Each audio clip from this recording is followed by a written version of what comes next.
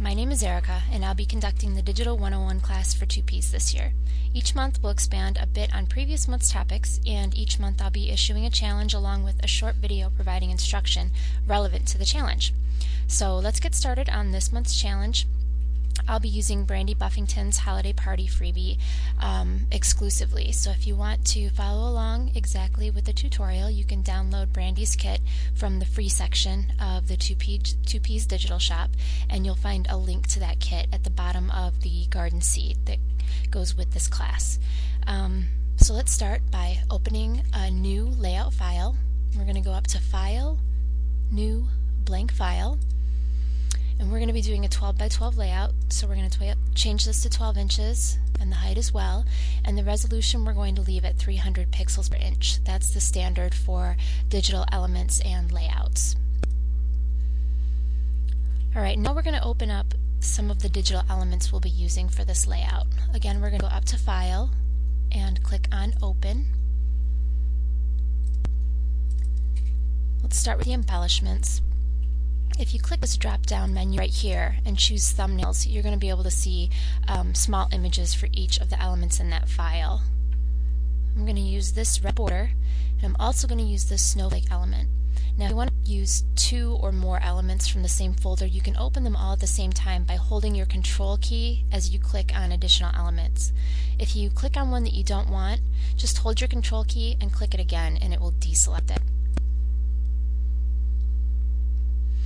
Alright, again we're going to go to Open, and we'll go into Frame, and I want this frame file.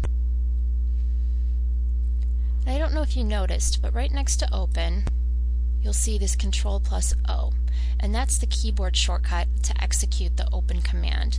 You'll find in the class seed that there's a PDF file with a list of shortcuts that I use pretty frequently.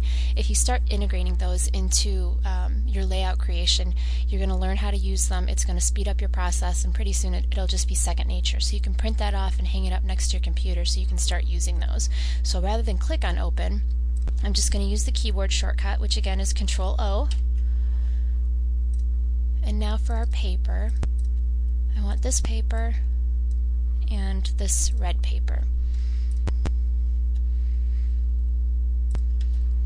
Okay, and finally I'm going to open up my pictures. So again, I'm going to do Control-O, and I have all of my pictures here. And I'm just using my mouse to highlight all of the files. If you want every file in the folder, you don't need to use the Control key. You can just click and drag with your mouse. And you'll see down here there's thumbnail images for all of the files that I have open. If you use this scroll bar, you can see all of the files. If you just click on this arrow and drag up, you can adjust the size of the photo bin, and then you can see all of the files at once. So to start, we're going to add our background to our layout. This red paper is going to be my background, so I'm just going to click the mouse, and while I'm holding the mouse key, I'm going to drag it down to the thumbnail for the new layout canvas that we created. Once you get down there, just let go, release it, and it's going to add that paper as the first layer and make your layout file your active file. So I'm going to close this original file so nothing happens to it. Alright, and now I'm going to repeat the steps for the blue paper. This is going to be the mat for the layout. And you'll see now I can downsize this photo bin again so I can still see all of my files, but now I have a little bigger work area. So now I'm going to reduce the size of this blue paper, and to do that I'm going to click on this corner and then drag, and you'll see that it's going to resize proportionally. The length and the width are going to change at the same ratio, and that's because this constrain proportions box is checked. You'll see if I uncheck it and resize, it's not going to stay proportional, and I don't want that, so I'm just going to cancel that operation and try it again. Now if you hold your Alt key while you're resizing, it'll resize from the center point of the element. And that's what I want, because I want an even border all the way around. So again, hold your Alt key. I want it about a 1-inch border all the way around, so that's good. And I'm just going to click this check mark, and that's going to complete the operation. Alright, now I'm going to add this frame. I'll go ahead and close that. And I have 3 photos. I want this frame to be used 3 times. So obviously it's a little, I'm going to shrink it down a little, and I can fine-tune that a little bit later on, but again I'm going to click the check mark to finalize it, and I want 2 more copies of this, and there's a few different ways to make copies, so I'll show you a couple of them. One way is just to go up to Layer and click Duplicate Layer. Okay, and you'll see that that created a copy of it. Now another way is a keyboard shortcut. With the layer highlighted in your layers palette that you want to copy, just click Control J, and you'll see that made a 3rd copy. I want my photos to be side by side, so I'm going to move those, and again this is just rough. So to line them all up, I'm going to select all the layers, and to do that I'm going to click on the top layer, hold my Shift key, and click bottom layer, and that will select all of them. Then I'm going to go to Align and select a Vertical Centers, and you'll see that lined those 3 elements up vertically. Now I want to have even spacing between them. So I'm going to go to Distribute, Left Edges, and it didn't make a big difference, but now the spacing between each of the 3 frames is even. So now I can resize this, and since I have all 3 layers selected still, I can just click and it will resize all of them at this time. Now I want to be able to move these layers together, so rather than choosing all 3 layers when I want to move them, there's a couple things I can do. I can either click this Link Layers key, and you'll see when I deselect them, if I click on one of them and move it, it's going to move all of 3 of them together.